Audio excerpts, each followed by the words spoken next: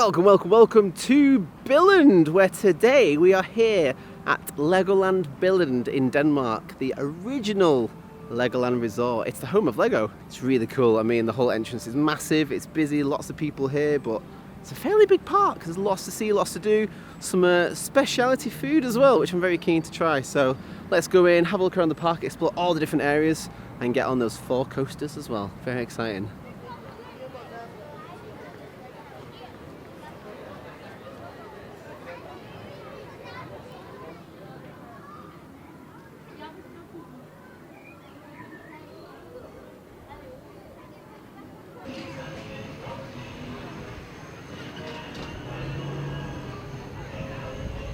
Just joined Ghost, the haunted house experience. I think that's what it was called. Is that right? I think so. Something like that, yeah. And it's an indoor drop tower, which is cute.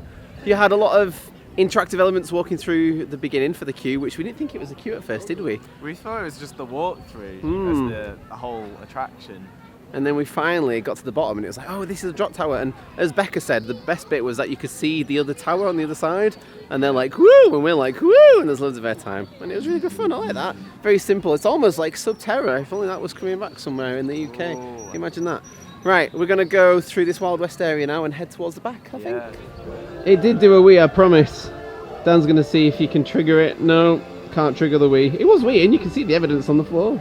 Here in the western area of the park, and it's done very well actually. I like that we've got the actual sort of rocky area at the back behind the little village here, which is lovingly done. So we're about to now head on to Flying Eagle, a Zera model coaster, opened back in 2018 I think it was. It's a fairly new addition to the park, but the little bits of theming around it are very nice actually, so yeah, looking forward to this. Got a long wait, 35 minutes. That was coaster number 1, ticked off of 4. And that was Flying Eagle, which had no right to be that good. It was really swift, really smooth, little S-bend around the rocks, and there's eagle noises everywhere, and I really enjoyed that.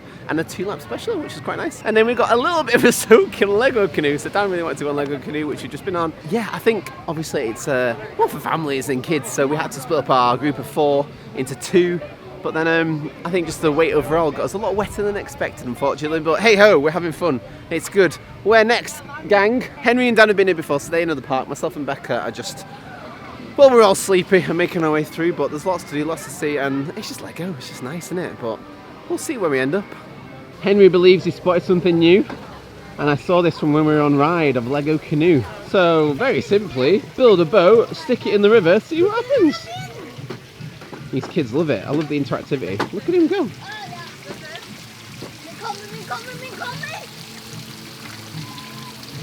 Ooh, probably shouldn't do that side on. See, I like things like that, the interactivity. Like, you just couldn't help but have a go. I know. And that's exactly it. Imagine you were 5. There's a handle. I'm gonna interact with it. Oh. Love it.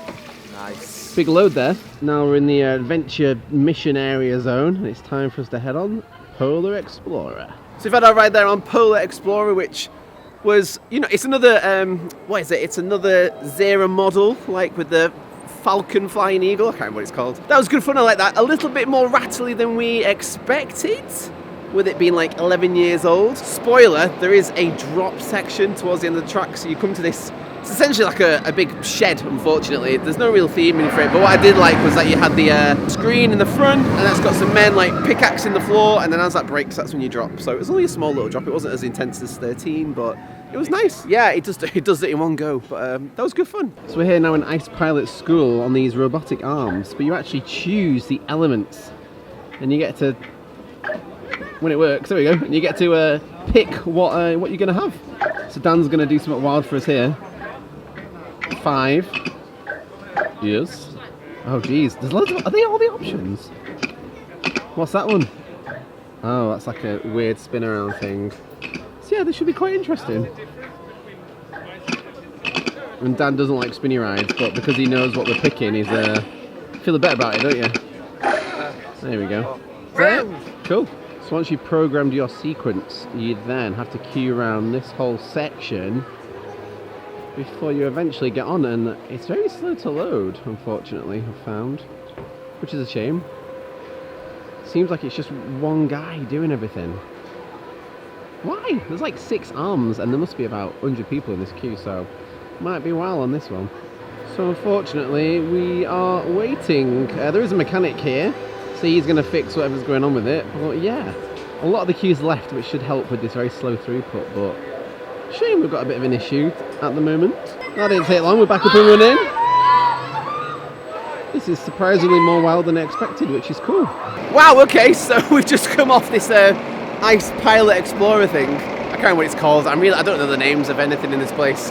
And you guys, it was yourself with Becca, wasn't it? Yeah. Doing some crazy thing, and I was with Dan, and that was wild. So you can pick like the kids option, you can pick the adults option. So we went for all the adult-based elements, and instantly we were like upside, flipping around, and it was really wild. That wasn't it? No idea where we were. It was crazy. I like that. Obviously, there'll be like a kids elements, and there's the adult elements, but for what we experienced then, that should not be in this park. It was way more crazy than I thought. Yeah, very wild. But we think we might come back later, and we might pick what the other group's going to do, and we'll tease them with it. Maybe a little challenge. Do we go with level 1, which is the more tame movements, or do we go 5, which are the like inverted bits? Make them vom.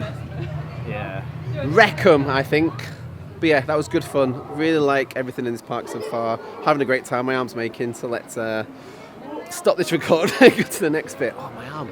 Surprise, surprise. This is called Fire Brigade. We've just seen some of the other folks in action, and now we're going to show them how it's done, I think.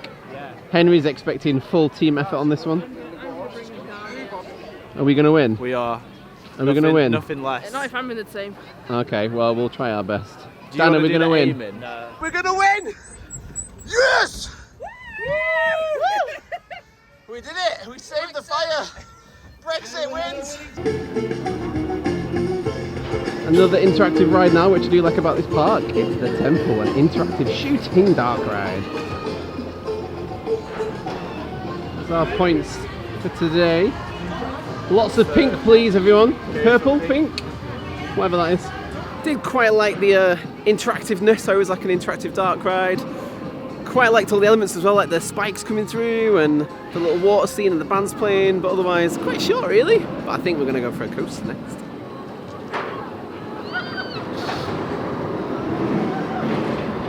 So Extreme Racers was really weird. It's basically like a wild mouse layout, but unfortunately it wasn't a wild mouse. Didn't spin at all. Thrown about a bit. The first drop was good. Nice bit of airtime on that. And there's a mirror at the top so you can see yourself as you come back up. That was it really. Next we are finding some food, and there's one food item I've been very excited to try, so fingers crossed we've got it. It is lunchtime, and I grabbed a cheese and tomato panini from somewhere down the road in Pirate Town, and then at another place in Pirate Town we've got these, which I've been looking forward to for quite a while now. Check these out, Lego chips.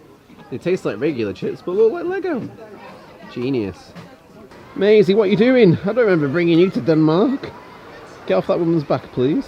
The commitment to the theming is really good. It is, sorry, we were just saying that the station is lovely for a little dragon coaster here, and yeah, it's like a whole little castle thing, and obviously you've got the castle outside, so yeah, do like that. So there's various dragon coasters at like every Lego park, isn't there?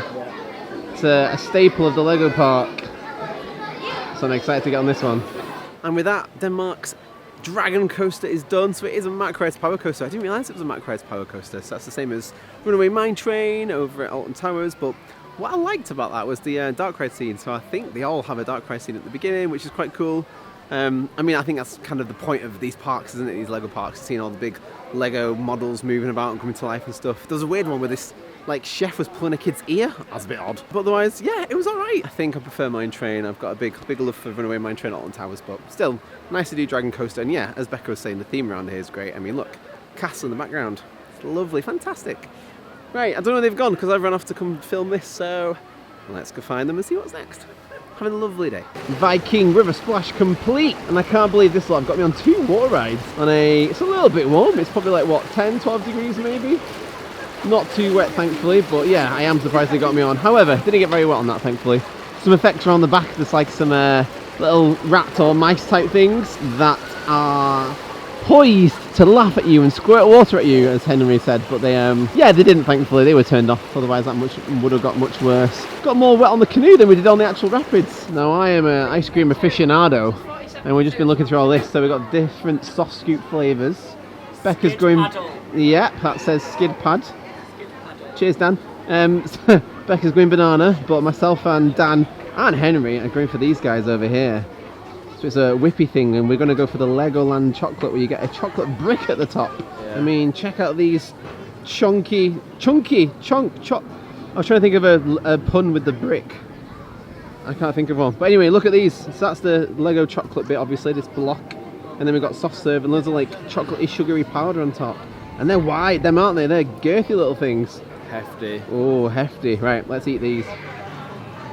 It's a very thin area, this Lego movie area. But I appreciate there's a lot of movement, a lot of kinetic energy. We've got the Unikitty drop towers at the back, you've got the play area in the centre.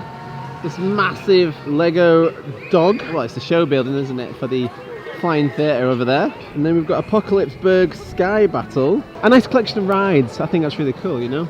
I honestly really love this film. So seeing all the little references dotted about are fantastic. And there's a lovely little couple down here on the double-decker couch. And I don't think they realise just how iconic that is. Apocalypseburg Sky Battle is a go. Becca and Dan are here somewhere.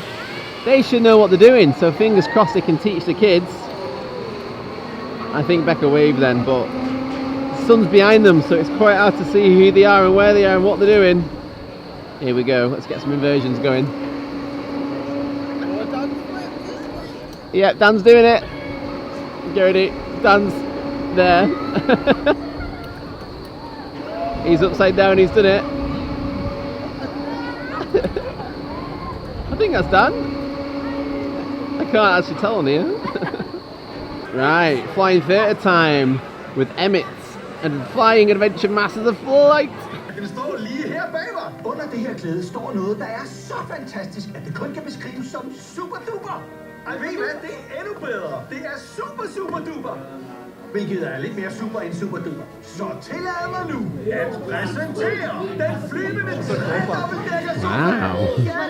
Heck, feeling a little bit queasy and motion sick after that.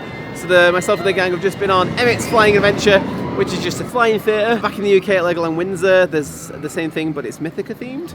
Obviously that's in English. That was all in Danish, but what was cool was obviously with it being the Lego Movie World area, and we got like a whole thing and going through all the different scenes and that. So we went through what's it called, Middle Zealand? Yeah, I went through Apocalypseburg, so scenes from the first film and the second film. The quality of the footage wasn't that good. It was really dark as well, wasn't it? The footage was really dark, surprisingly. And I felt a bit sick from that, which I was very surprised at, but yeah, it was cool. The kid next to me really liked it. There was a part when you flew over and very close to the sea where I think water effects were meant to be used. Oh, really? And I certainly didn't feel anything. There was a lot of smells though, like in the beginning bit in Cloud Cuckoo Land, you got a lot of sweet smells, wasn't there? And then over the sea, it was a bit salty, I think. Yeah. So that was working, and the wind effects were working, but no. In the forest. Was it? A little bit. I didn't notice that. Yeah, that was alright. Yeah, it was okay. Bit slow to load, bit slow to batch, really. Operations on them type of rides, never quick. That one particularly. Yeah. Slow as well. Not the best flying theatre in the world. That still goes to Flight of Passage at Animal Kingdom 100 times over, because that was incredible. But yeah, it was alright. I think it works for this part, doesn't it? And I think we are nearing done in our day. So Miniland time now, I think. Holy moly. I mean, I've been to Legoland Windsor years ago and been to their Miniland, but this is a massive Miniland. Massive land. No, it doesn't work, does it? Look at it, it's so big. There's just so much to see. So let's go take a closer look and then end our day here at Legoland Billund. So this is a replica of the Lego house, which is just down the road.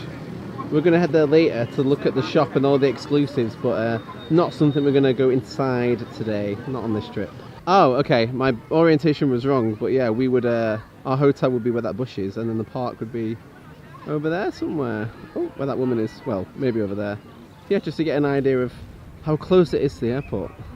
The time has come, we are off to the massive Lego shop in here, where their tills are actually conveyor belts. Plush Central over here, and as you can see from the walls, it's just sort of every different wall is a different themed area.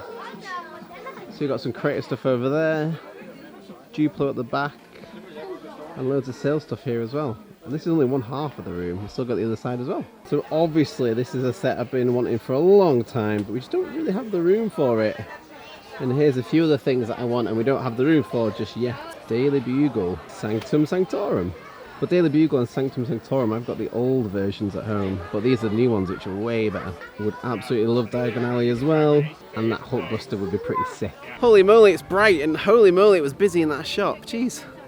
Don't think I've ever been in a busier Lego shop, which is understandable, because this is Billund, the home of Lego, and it's been a lovely day. Such a wide variety of rides, and yeah, a lot of the rides are similar to the other parks, like Windsor, which hopefully I'll be at some point this season, but I've loved it. It's been good fun. It's been nice hanging out with the guys and coming to an international park and getting 4 coasters. It's fantastic. I don't really know what to say. I'm a little bit tired, a little bit flagged, but just simply short and sweet. It's been lovely.